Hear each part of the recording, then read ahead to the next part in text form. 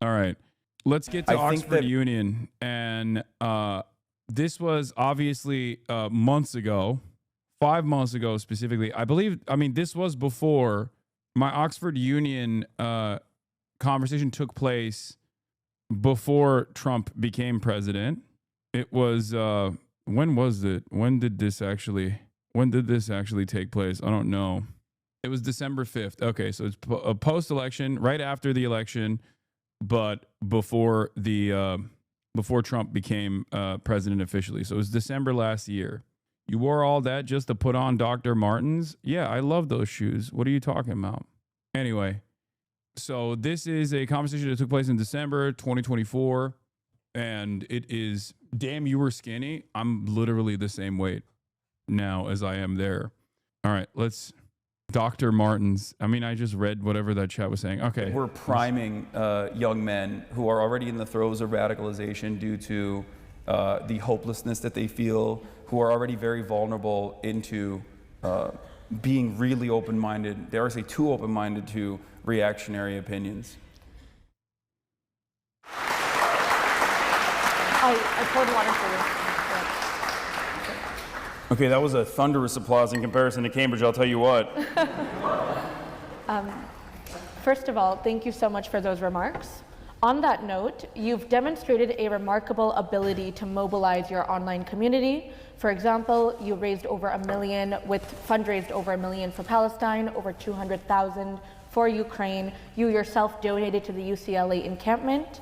And young people have been at the forefront of pro-Palestinian activism and other causes as well. And you've done that uniquely through Twitch and streaming, especially breaking down dire political topics, election updates, and international affairs. So on a broader note, how do you think bridging, the world of Twitch and streaming with politics has had an impact on young people, especially on the discourse between left and right-wing discourse? So I think that my little community online is almost like an island in a sea of sharks for the most part. I think that Twitch has this profound ability to get people to be invested in certain causes, and I would feel I'd feel insufficient if I spoke on all of the horrifying things that happen all around the world and not take some sort of action against it, because sometimes simply communicating these issues is not enough. So I've been able to effectively use my audience in that regard, and I worked with a bunch of other content creators as well in another endeavor called Creators for Palestine, where we also raised another, I think it was like $2 million for numerous Palestinian charities on the ground. And it's been, I've been tremendously privileged, and I try to use that privilege for good every single day. But would I say that the entire online space, especially the entire political arena online, is similar? No, definitely not. I think it's like heavily dominated by a lot of right-wing commentary, and I just try to do my best to fight back against disinformation and try to convince people to see the world in a different way. So on that note, you referenced that under President Joe Biden, there's actually been an increase of male-centered, and I quote, Gamergate culture war narratives at the forefront of political commentary. So can you expand on what that phenomenon means and its implications on political discourse? Yeah, so I talked about this with Pod Save America leading up to the election as well, where I noticed that, I think one day I saw a tweet that this guy named Sean Ryan, who's like a former CIA guy or something, I don't know, he's like one of those like defense guys. He's virtually interviewed every single person that Donald Trump has picked for his cabinet. It's just, to give you a better understanding of what kind of content he makes. He had actually overthrown Joe Rogan as the #1 podcast. And I was like, oh, that's interesting. And then I saw the list of podcasts, and I was like, oh my God, every single podcast on here is insanely right-wing. All the top podcasts were dominated by like Candace Owens, Tucker Carlson, Joe Rogan. Like, Joe Rogan was woke in comparison to the rest of this list, and it blew my mind. I was like, holy shit, like, I just, I can't believe it. And then I looked a little bit deeper. Hasan, Diddy, Osama Piker, they are going to catch you in your lie, terrorist defender. Asman is the #1 political streamer. Man, the day Hasan, Diddy, Osama Piker goes to jail for being a terrorist supporter, we should make it a national holiday. It will happen. You can't stop yourself from glue terrorist D at this point. That is the family business. Account created in 2011. Like, this person is not 12 years old, man. Account created in 2011. Yeah, exactly. He admits it himself. This is a 32-year-old man. He's only a year younger than me. And this is how warped his brain is. I am so hope you go to jail. Brother, you can't even spell correctly. You're already in jail. You're in a mental prison that you have created for yourself. Please read some books. Tap out of this online business for a little bit, please. This is unimaginably embarrassing. Don't worry, I'm sure you will like jail. Genuinely do not understand why Asmongold can't get away with weaponizing this audience like this to harass you, because who the fuck's gonna do anything? You think Twitch is gonna be like, wow, Asmongold and his followers love coming in here and love going to Hasan's chat and just consistently calling him this, whatever this is. Oh no, I did this because I wanted to. We know. Also, I don't even give a shit, to be fair. I like having Asmongold's hogs in here. It's awesome. I just don't like terrorist supporters. Okay. Do you like Israel then? Yeah, this is a 32-year-old man. You do give a shit. I message an instant pool. No, I give a shit in the sense that I don't give a shit about like the negative consequences of this. I treat this as a positive interaction. I like having people like you in here. Your immediate stupidity actually reveals how dumb your position is. Like the way you talk, the errors that you make, what you think is like coming across as like a normal statement that is entirely schizophrenic. Like that in and of itself is doing marketing for me, whether you realize it or not. You don't realize a lot of things, but you certainly don't realize this either. I don't have an issue with a person like yourself being my ideological enemy. You understand? As a matter of fact, this proves the point that I make all the time, which is that the people that consider me to be an evil person that deserves prison are usually some of the dumbest and most racist hogs you have ever encountered, who wouldn't be able to get away with saying stuff like this in public and only can say stuff like this under the guise of anonymity online. Does that make sense? Not a lot makes sense for you. I like watching Asman. I'm going to be real. It turned me onto your channel. While I disagree with some of what you say, I do appreciate the different perspective. Not all Asman viewers are mouth breathers like this dude. I'm sure. There's also that aspect of it too, which certainly markets my position to a broader audience. Even if they come in here with an uncharitable perspective, it's still ultimately good. You're looking for the word keyboard warrior? I mean, yeah, we know as a keyboard warrior. Do you understand me to write in my native language? Can you even understand it? I'm in a demographic that could so easily have ended up in Asman's community instead. And let me tell you, none of those people are talking to anyone in real life. I mean, I know that they're not. Because if they were talking to someone in real life, like a normal person in real life, and they said words like that, if they strung along a bunch of words such as this one, they would get checked. So what I mean by this is like, it reminds me of the Will Menaker take about conservative comedy, about how conservatives are incapable, reactionaries are incapable of doing comedy because comedy requires you to have a funny perspective on things that would normally be frustrating.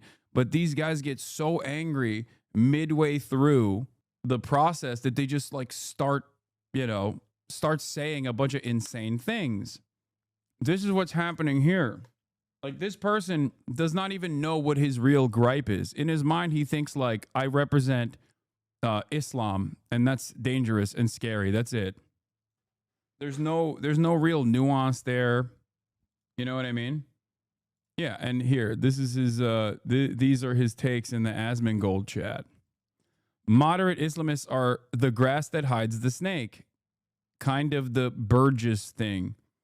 Moderate Islamists are the grass that hides the snake. You will get banned if you play it insta-ban. Can we not like Muslims? Can we not like Muslims? Can we just nuke Muslim countries and be done with them?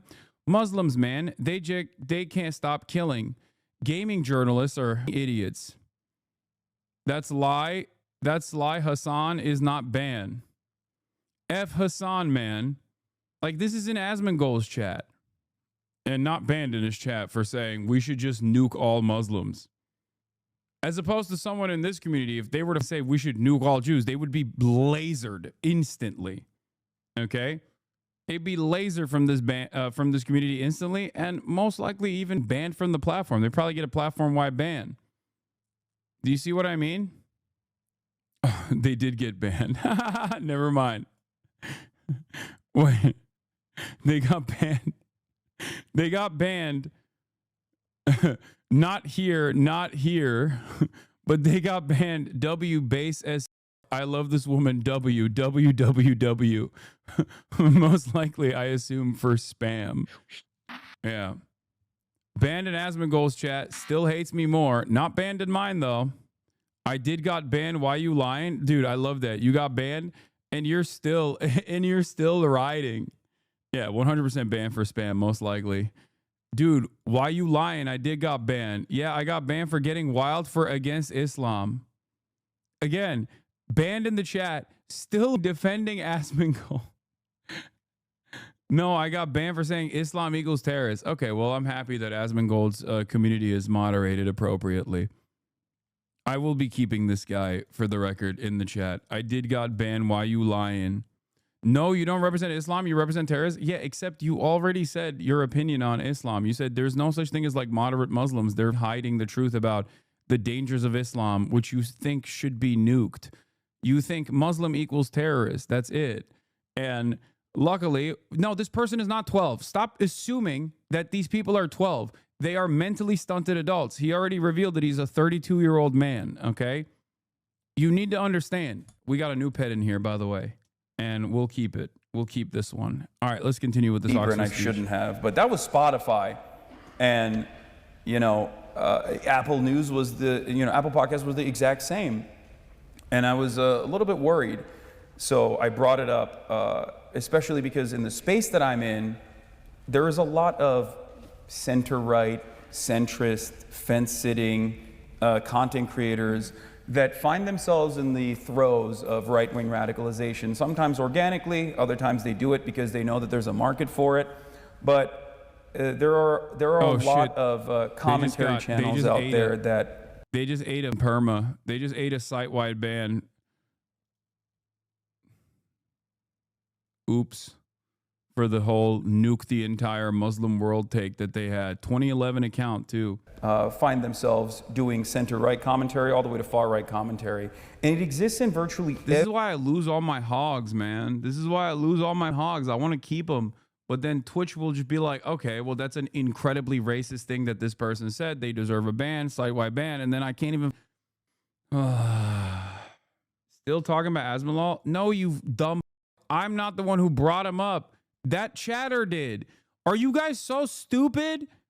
This is, dude, Asmongold chatters will come in here and be like, dude, Asmongold is number one. And then I pulled them up and I talk about their own perspective, like, their worldview or whatever, and be like, once again, talking about Asmongold.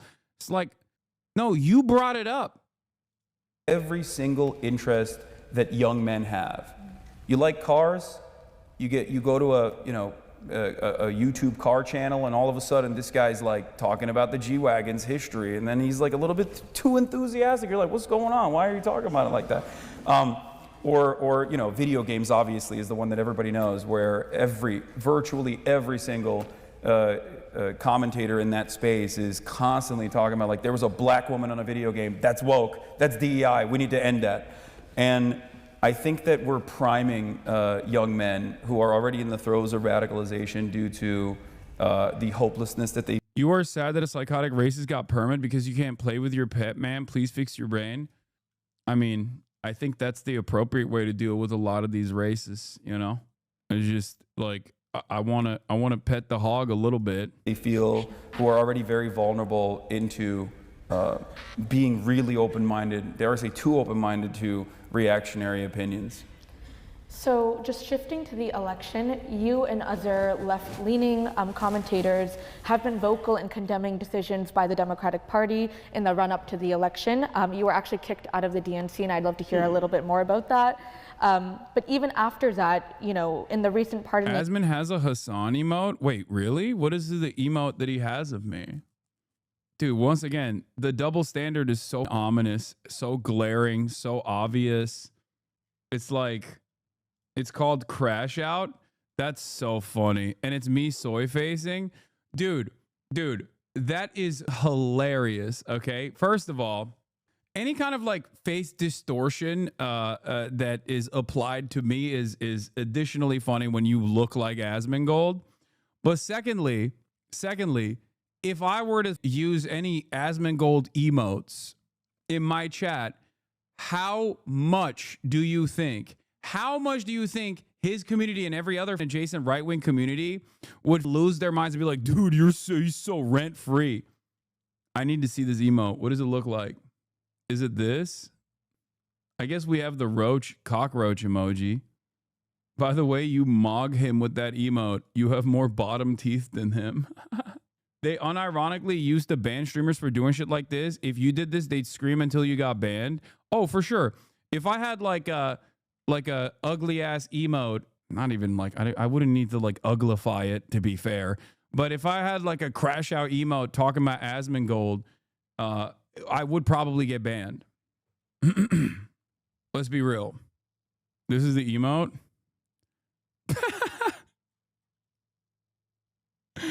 Oh, that's funny. Not gonna lie, the pictures his editors using as thumbnails of you are kind of a glow up. I know. Is he gonna get banned for harassing other streamers? No, of course not. Of course not. I also don't give a shit if we're being real. I don't care. Stop being a bitch, chatters. I do care when it's like harassing other people. I do care when the community is used to go after like random people, journalists, things of that nature. Like Alyssa Mercante comes to mind. You know what I mean? But I can deal with it. I can handle it. I don't give a shit. You're more mainstream. I had no idea about this man until I heard about him from you. Yeah, of course. But we're not mainstream right now. We're online. We're online, and the spaces that we occupy online are incredibly right wing. And also, being a mainstream figure doesn't necessarily translate to having the same amount of impact. You can have people that are not mainstream, like Asmongold, have a tremendous amount of impact in the spaces that they occupy, whether it be Twitch or even YouTube, right? Of Hunter Biden, you even called like liberals stupid in the recent video that you put out about that. So do you think repeated criticisms by prominent left-wing figures cost the party this election, and do you think they deserved it? I don't think that my criticisms of the party were costly to the election. I often think if I had that capacity, because this is something that people say all the time, where you're like, you're too critical of the Democrats. I'm like, well, first of all, if they listened to me, I think that they probably would have performed better. You know, that's one thing that I've seen at least. But also, if I had this kind of motion, Bernie Sanders would be president. This would be the end of his second term, you know? I don't. But also, if I had this kind of motion and this kind of influence, then the Democratic Party would be stupid not to come and like beg for an audience with someone like myself. I was this like supposed kingmaker. So no, I don't think independent media, especially on the progressive side, that was critical of the campaign, that cost the election. I think you can't really outflank the campaign because at the end of the day, that's so disingenuous, bro. Lamont, was so hard to get a straight answer out of you on this topic. Wait, what is disingenuous about what I said? I'm not saying that I have no influence whatsoever. Listen to my words. I'm saying that, yes, I do have some influence, but the idea that like I would have to lie to my audience in an effort to present a false narrative to make the What? You had the same motion 8 years ago? What? I don't understand what you are hyper focusing on here. Are you saying that, like, of course I wasn't a known entity 8 years ago as I am now? Is that what you mean? I don't. I know. Your words said if you had this motion, then Bernie would be ending. Wait, what? His second term? No. If I had the influence that question, the underlying premise in that question is you have tremendous influence. You have tremendous influence to swing elections. I'm addressing that premise and saying it's faulty because if I had that level of influence in this election, or if I had that level of influence that they suggest in the faulty premise in the 2016 election or the 2020 election, this would be Bernie Sanders' second term. I'm not saying I have that level of influence. I do recognize that I have some level of influence, but not to the same degree as I can like move mountains and change elections. Wouldn't you say the pro-Palestine movement as a whole had the motion, but not you individually? Wait, what? Would you say the pro-Palestine movement as a whole had the motion? No, I don't even think the pro-Palestine movement would be capable of individually changing the outcome of this election. I think that if the Kamala Harris campaign had decoupled from the Biden administration, if the Kamala Harris campaign specifically severed ties with the Biden administration on the issue of Gaza, this would create an impact that was positive for the campaign. It would play a positive role in the way that the campaign was received. That's what I'm saying. I'm not saying that there's like a singular antidote to fix the outcome of this election that took place. Of course, there's no singular antidote.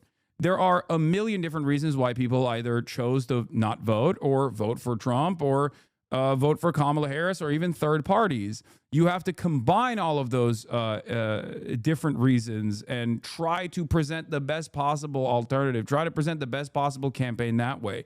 Some people don't give a shit about Israel-Palestine, right? Do you understand?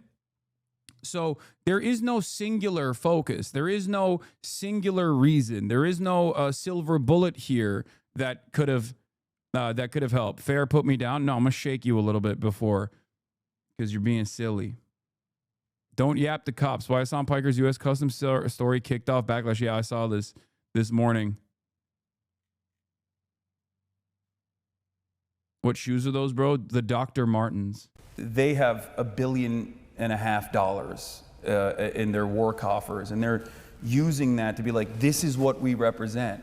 So even if I were to, for example, let's say, try to get people to vote for Kamala Harris by lying and telling them she actually is super woke on Israel. She said to me secretly she's going to dismantle the Zionist entity piece by piece. Please go out and vote for her. She hates genocide. And then she goes on television and she's like, you know, Israel is super cool and I love Israel and we have to give more weapons to Israel. Israel has a right to defend itself. People are going to hear that and they're not going to listen to me. So there's no way that you can outflank the campaign in that regard. So I think it all still goes back to what they choose to communicate, how they communicate it, and ultimately it goes back to policies. Are they addressing the material realities, the fears and anxieties that people experience? And I don't think the Democrats do a good job with that at all. And I've been very critical of that because I don't want Donald Trump to win. I understand that American foreign policy to a certain degree is uniparty. And outside of that uniparty approach, it only ratchets further and further to the right.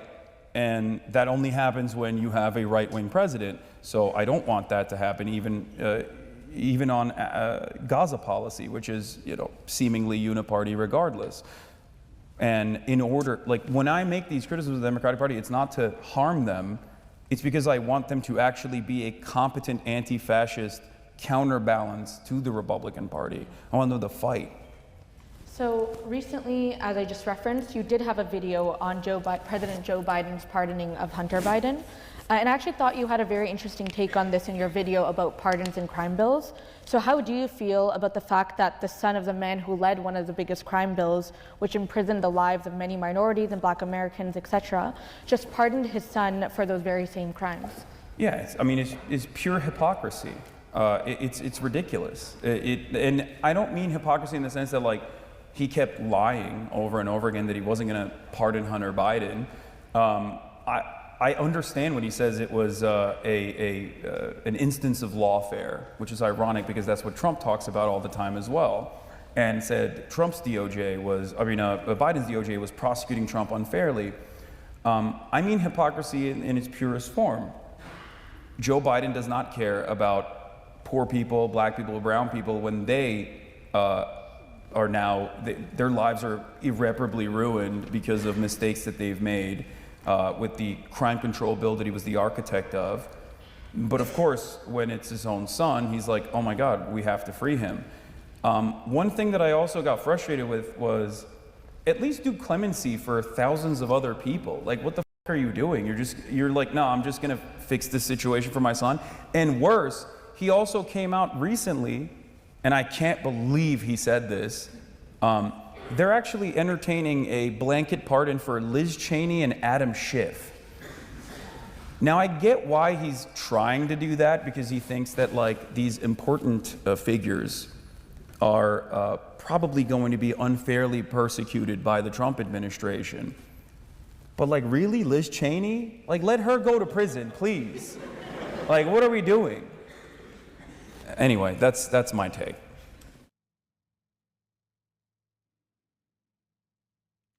That was the first part. This is the other one. What's next for Republicans after Trump and the widening gender gap in politics? But Donald Trump is white man's Obama. So just raise your hand and I'll pick on you. The member at the front, right there. Thank you. Hasan, first of all, congratulations on Thanksgiving this year. It was much better than last year. He said, congratulations on Thanksgiving this year. Much better than last year. Now, Hasan, probably very evident that I agree with you 99.9%. So my question is going to be within the left, right? Mm-hmm. There seems to be an emerging debate, of which your uncle is on the other side of the aisle, and I'm on your side, by the way, that there is a fundamental challenge that comes with the left coalition. Bhaskar Sankar wrote an article in Vox about left being in purgatory.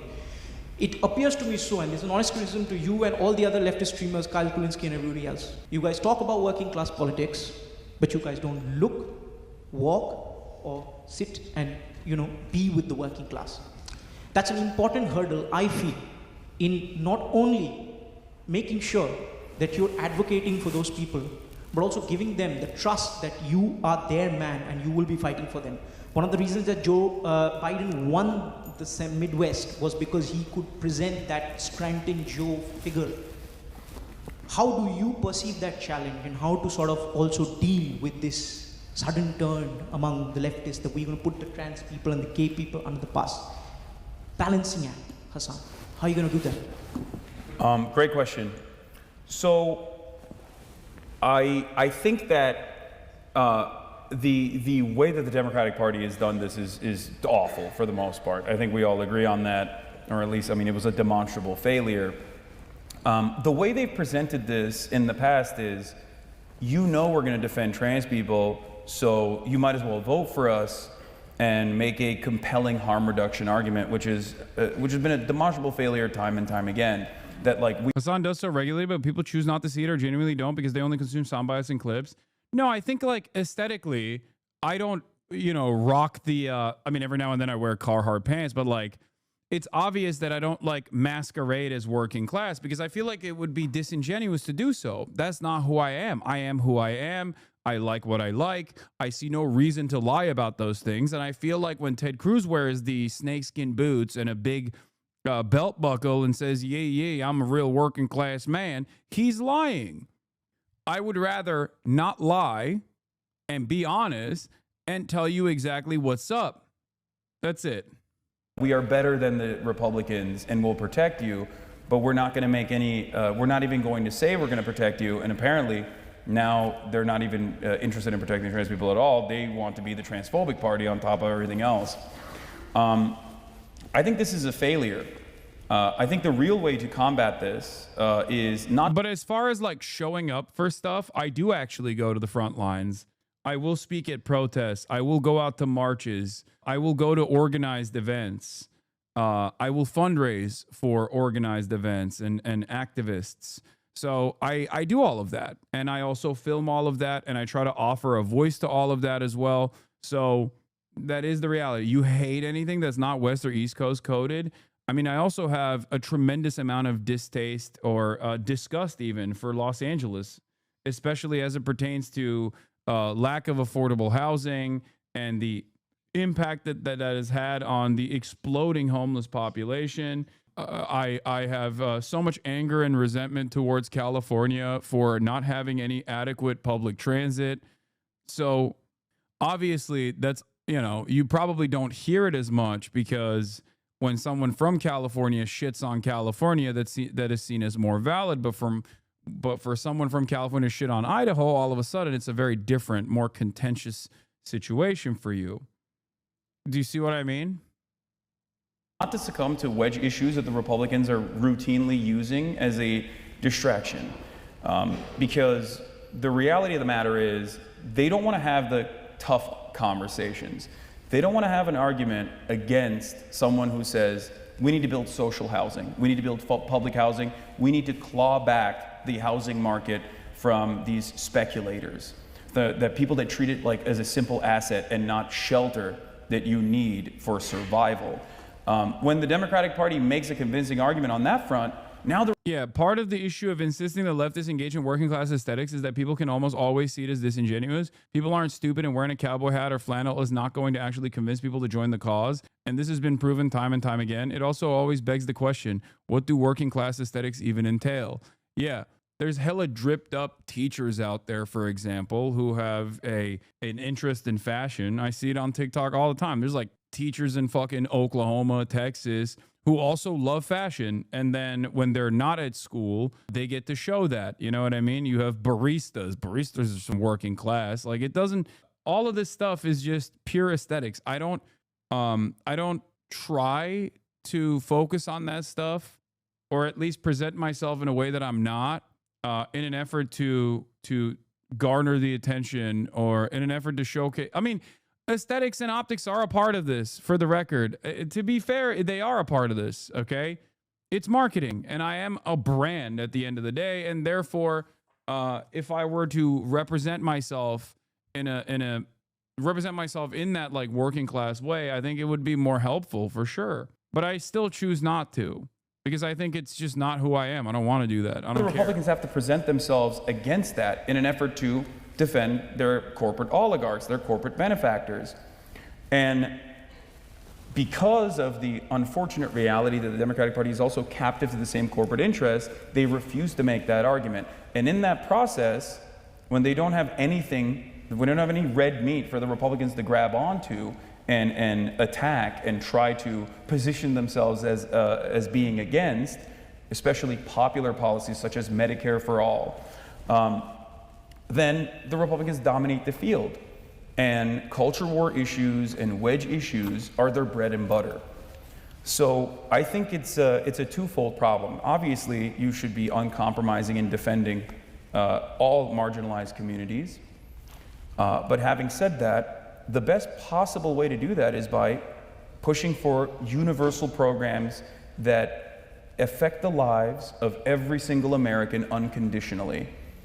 This way, you broaden your coalition, and also simultaneously put forth policies that will put the Republican Party at odds with its base.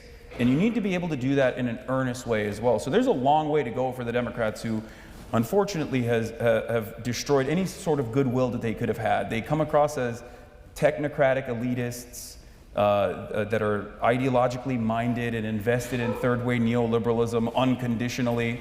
And it's going to, you're going to need great communicators who are real fighters, who are really invested in improving the material conditions of all American workers.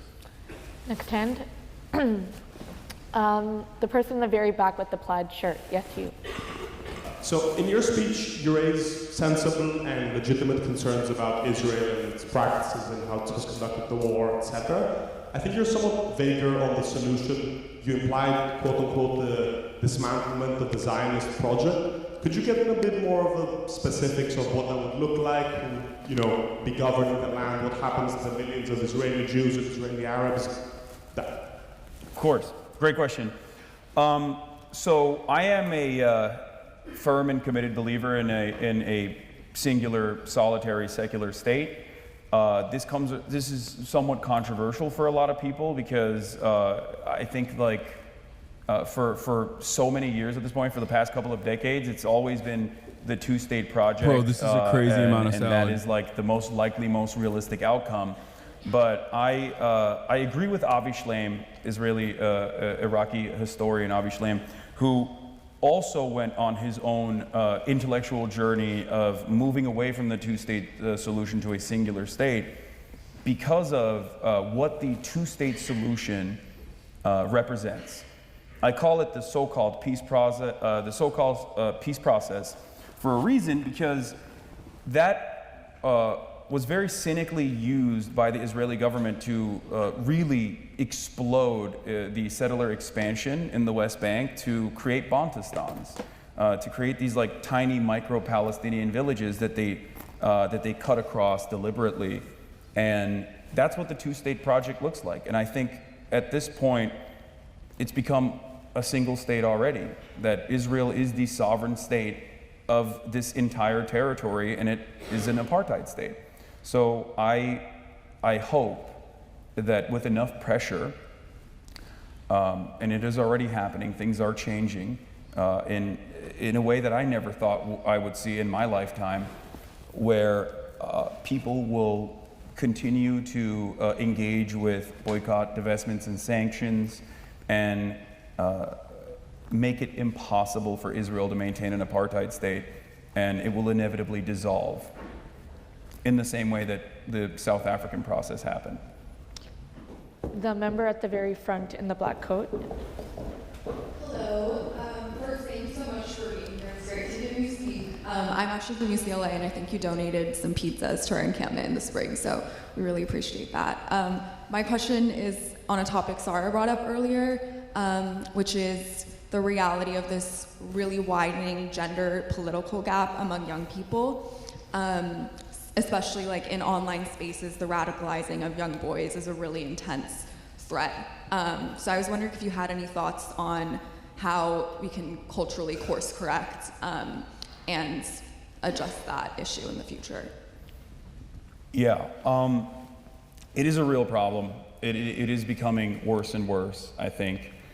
And it is, I mean, it's the same as enmity towards any other marginalized group, that like gender wars has become like the very common way that people find themselves in the throes of reactionary ideals.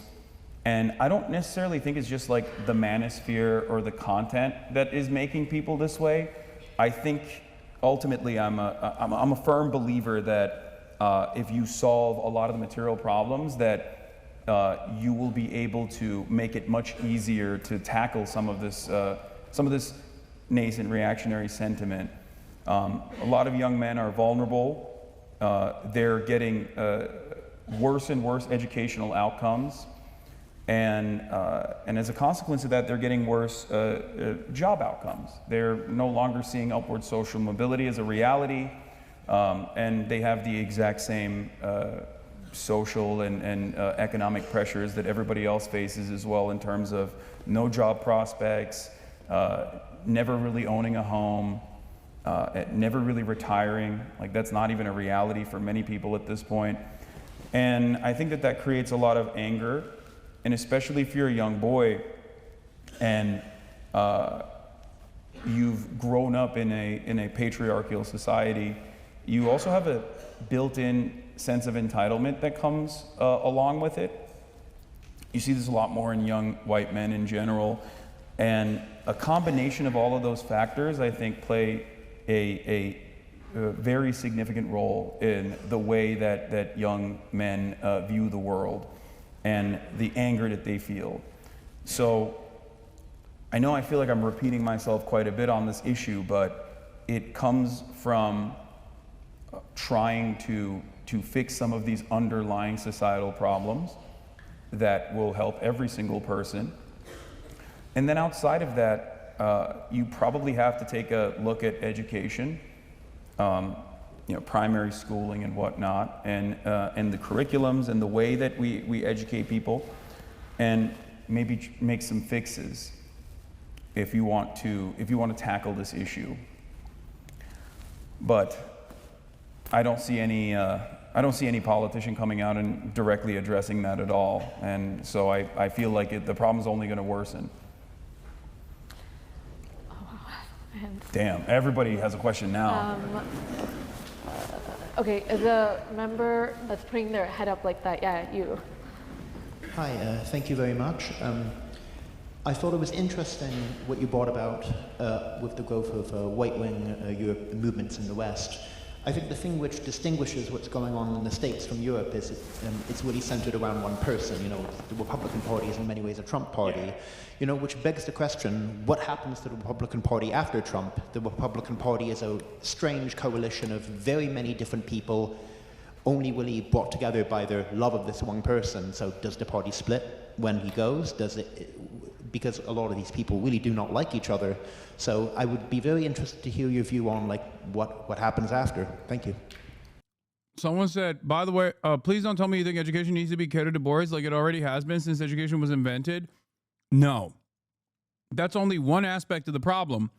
Enmity towards women is the exact same shit as blaming Jews for all of society's issues, or blaming black people for all of society's issues. You do that when you don't have a class-based political understanding of the world. You do that because you don't understand that it is actually capitalism that's f***ing you over.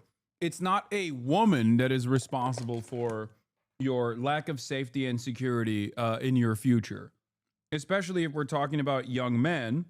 What are young men worried about? Well, they're worried about the same shit that young women are worried about. But these guys, these right-wing manosphere podcasts, will take those concerns and anxieties and will reshift these young men's priorities and their attention back to women in general, within the confines of interpersonal communication with women, within the confines of feeling a sense of anger and resentment after, being denied a date or something. That's it. It's the same type of scapegoating that exists for trans people. That's a really interesting question, especially because the Republican Party tried to recreate their own Trump with that was more controllable by the establishment, with a hyper focus on culture war, but also with I guess more of an intellectual veneer, but one that hyper focused on policy specifically. His name was Ron DeSantis. And that was an obvious failure. The more people heard about Ron DeSantis, the more they found out he was a goober and horrible to be around. Just really bad vibes in general. So I think that Donald Trump is, in a very similar way, Donald Trump is like, I say this jokingly, but Donald Trump is white man's Obama, where Barack Obama was incredibly charismatic. And with all of that talent, with his rhetorical skills, he was able to commit Americans to a campaign of hope and change, despite the fact that his governance was still very much the same third-way neoliberalism, having Republicans in his cabinet, things that Kamala Harris also pushed for. And Democrats have tried to recreate that over and over again, and they have not succeeded. And I think the Republicans will fail in a similar fashion as well. So there is a real holistic problem within the Republican Party, because they've leaned so much into the most insane parts of their base. And when I say insane, I don't just mean like right-wing reaction. I mean literally insane, like QAnon, things like that. Like people who just legitimately think vaccines make you gay and autistic. That is not sustainable. And so I don't know what will happen after Donald Trump leaves power, because I don't know if J.D. Vance will be another Ron DeSantis, or if he will actually be able to commit to, I don't know, whatever happens, whatever fascist future we are foreseeing for America. But I do think that there is a real crisis in the Republican Party as well. We saw that in the midterms, except instead of taking advantage of that crisis, the Democrats seemingly still found a way to snatch defeat from the jaws of victory. Yeah, the member putting their card up right there with the glasses. Yeah, you, yes. Is the card a flex? No, It's like, yo. It's just easier to distinguish. Hasan, I was wondering if you saw the kind of viral tweet this week about the Cambridge PhD with the olfactory ethics of prose and all the kind of the anti. Oh, she was in Cambridge? Yeah, I think so. Oh, okay. And it made me kind of think about fascist anti-intellectualism, and then kind of wider about the sort of place of universities in a wider leftist movement and going to university. I think that's kind of relevant for all of us. And I was just wondering if you had thoughts on that generally. Yeah, that was so interesting because I think like the right-wing mind is so baby-brained in many ways because they think like, you know, what you're supposed to do at like an English lit PhD is talk about how sick the Odyssey is.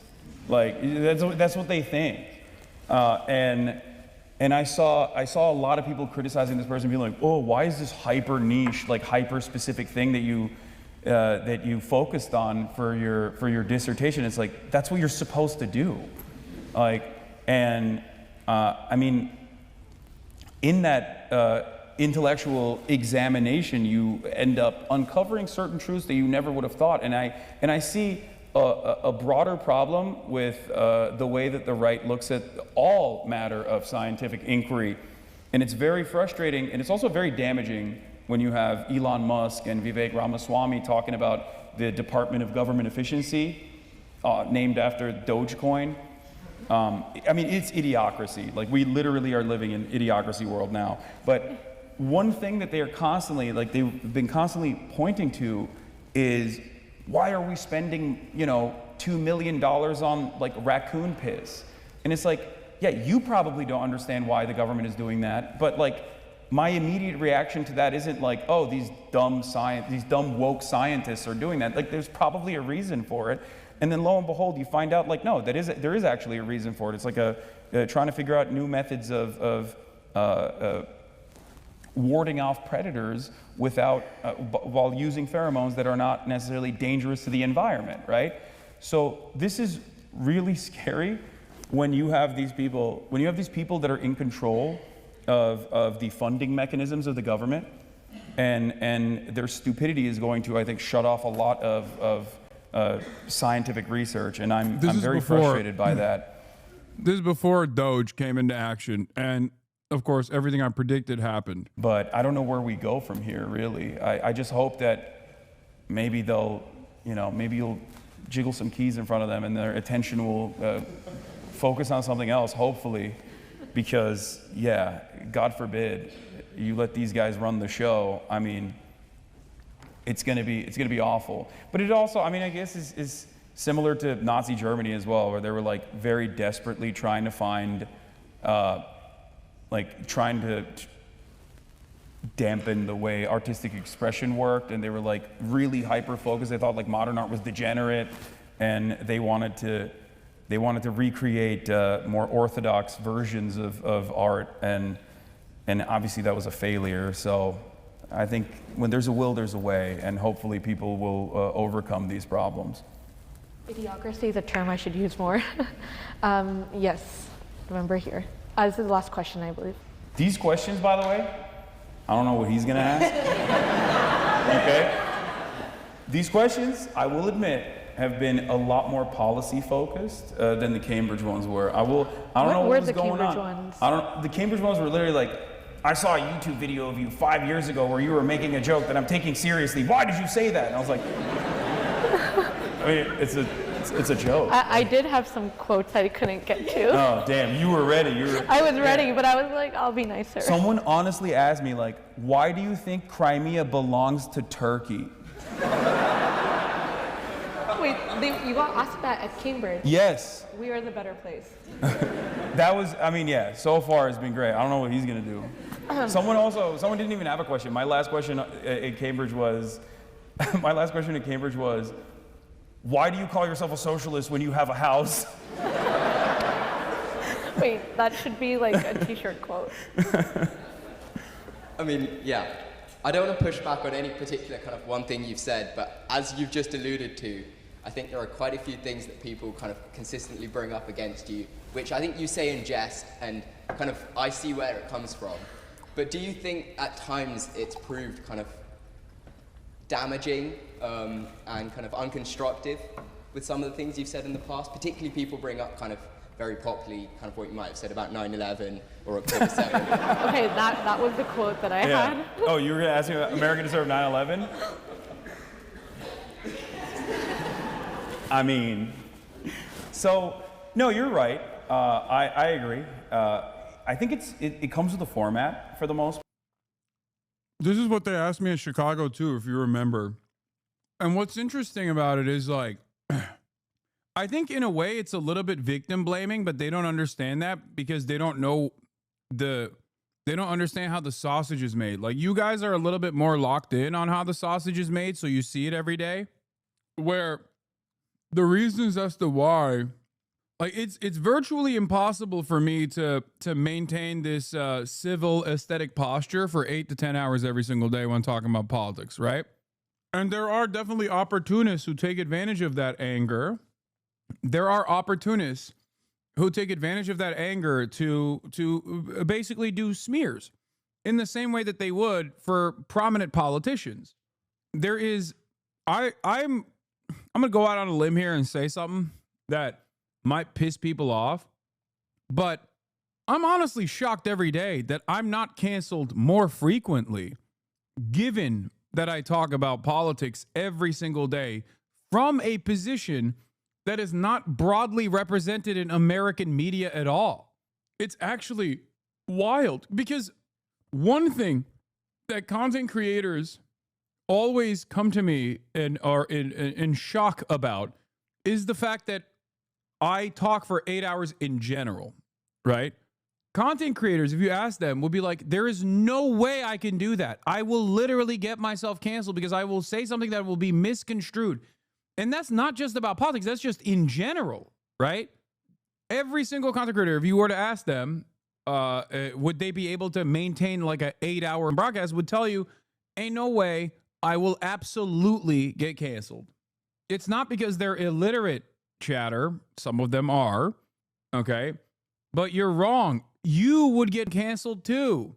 If you think that you'd be able to yap about any issue without a chat even for 8 consecutive hours, you 100% are wrong. Now, add on to this equation. Yeah, it's human. It's in our capacity to make errors, endless amounts of errors in the process of free flow communication over 8 hours every day.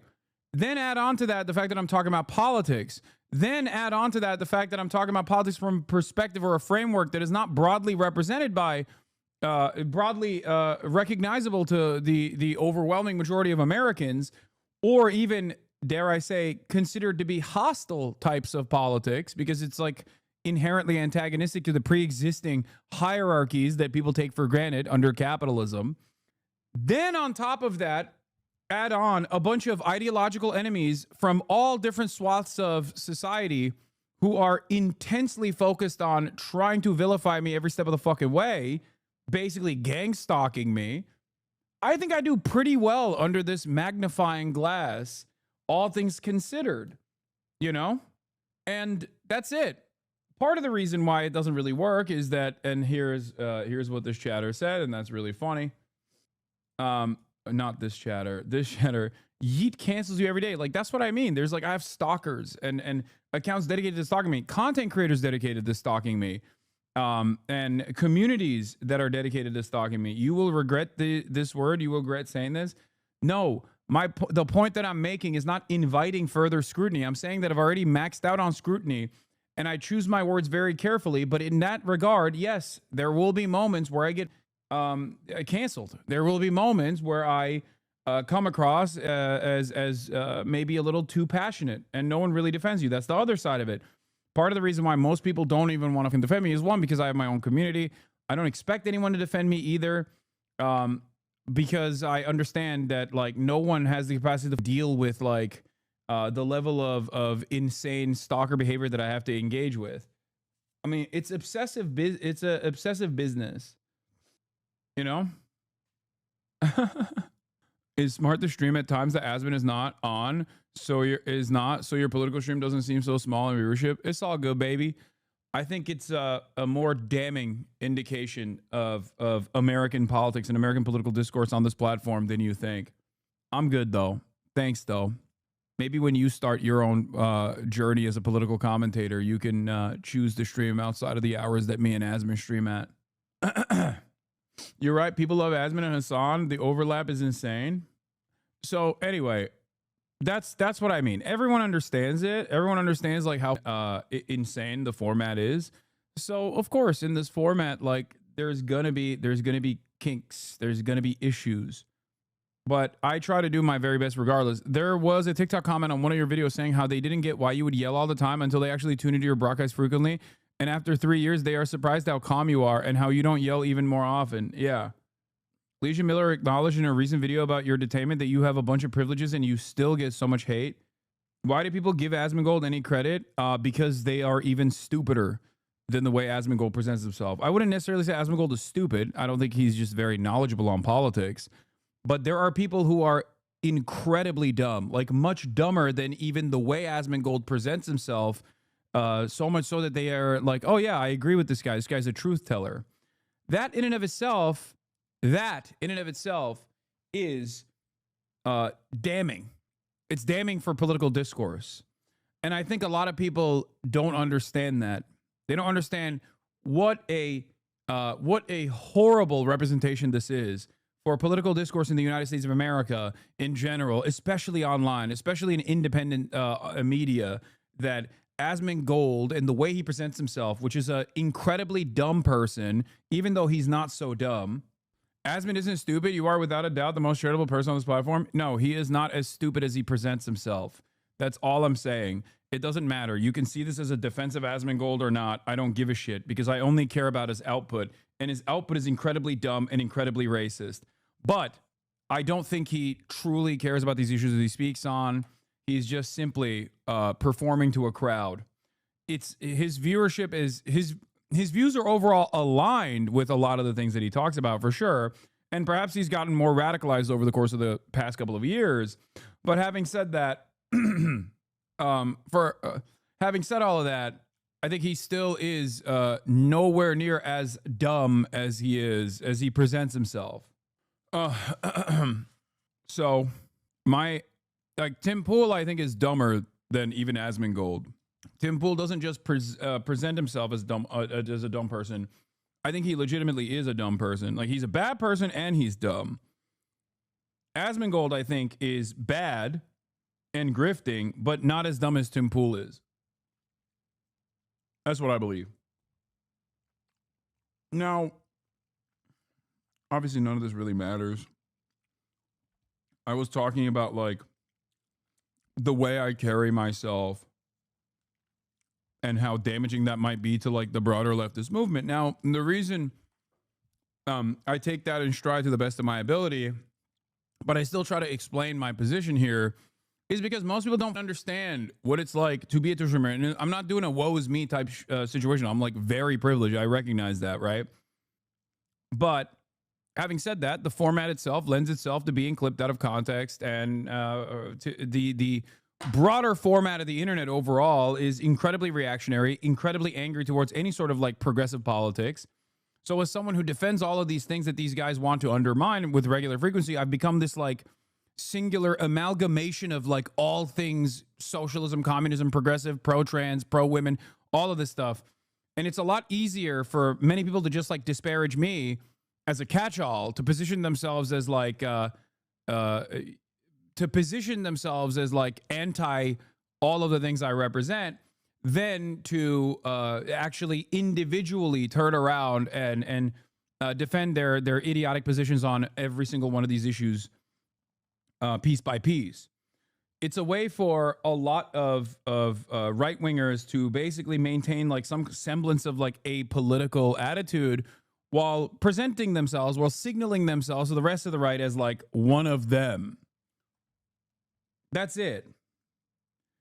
And of course, most people don't understand that because they don't understand the environment. They don't understand the media environment, and they don't understand the way that like this kind of content exists. So they only see the impact of it. They only see the manufactured outrage of it, for example. And that's it. But I believe that anyone in my position would probably be in a similar set of circumstances, would probably have to deal with a similar set of circumstances. If it wasn't me, and if it was, I don't know, someone else who was like an out and about avowed leftist, socialist, who had reached the level of success that I've reached, they would probably get attacked in a similar capacity as well. Look no further than an incredibly popular socialist politician, Bernie Sanders, and the ways in which he receives an endless sea of criticism. Those criticisms are almost identical to the criticism that I receive. They write articles about him going on private jets and going on first-class flights every now and then. They wrote endless amounts of articles about how he has 3 homes. He owns 3 homes. Much of that was just a lie, right? But it didn't matter, or much of that was an exaggeration. I thought Bernie was generally adored. Yes, but the same can be said for me. Do you not understand? But you clip people out of context too.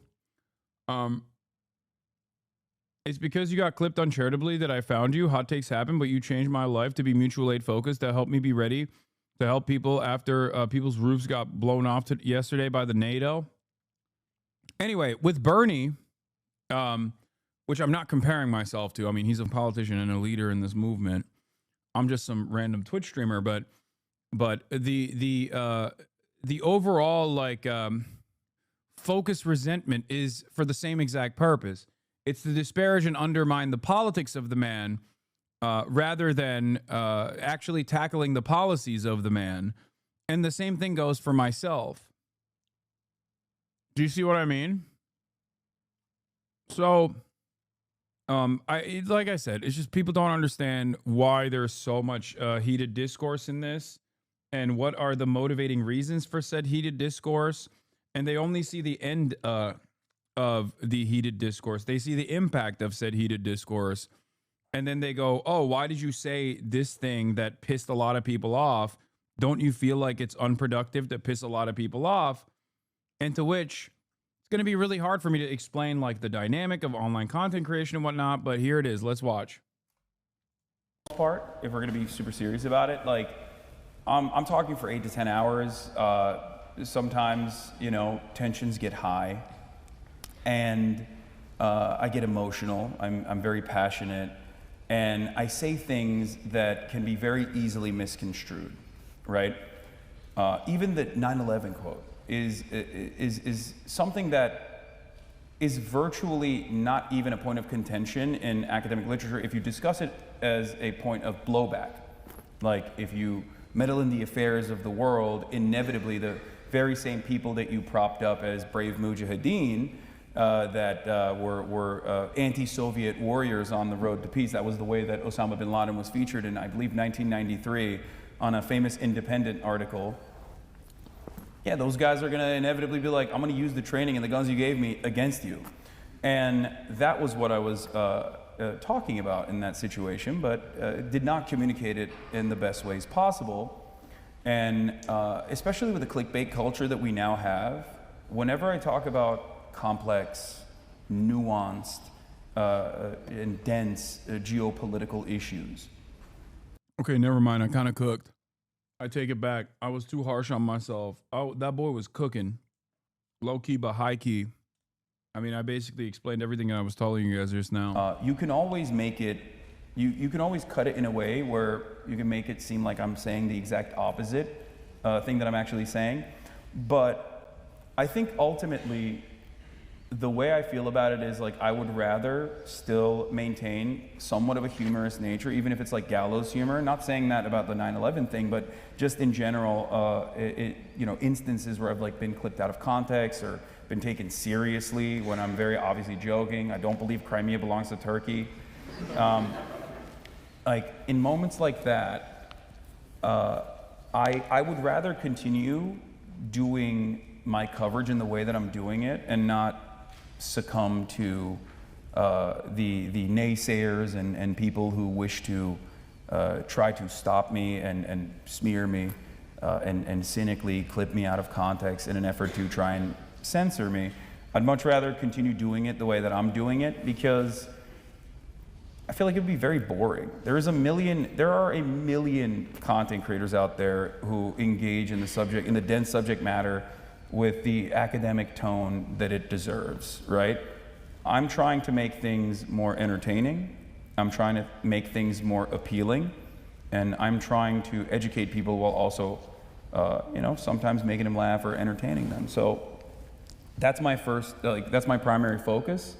And if things get misconstrued along the way, then it is what it is, There's not really much I can do about it.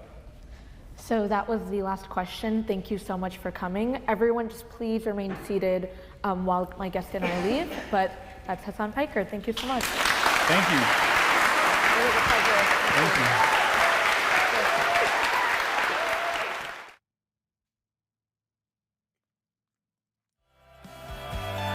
That was great. I think I did a pretty decent job with my speech too, but unfortunately we don't have that yet, but that's coming out soon, so fear not. What's interesting about this is I think a lot of people forget that, yes, while I make this look natural, there's nothing natural about this process, okay? Like, I'm still very much a person that is speaking to an entire stadium full of people every single day. Even on a lower view count day, such as this one. And I'm talking about heated political subjects, right? Things that people get very passionate about, things that people have a tremendous amount of conviction over when they're speaking about this stuff. And I think it's always interesting whenever people will come in and criticize me over how I've communicated over something, over an issue, when that's my job. Like when people will be like, excuse me, when you say like Israel has done 1 million October 7s, like that makes it seem as though there's like a moral equivalence between what Israel's doing and what Hamas is doing, when there isn't. And it's like, yeah, I know that that's what it seems like, but I'm communicating that position to people that actually literally think Israel is in the right. This is a new position for them. Do you understand?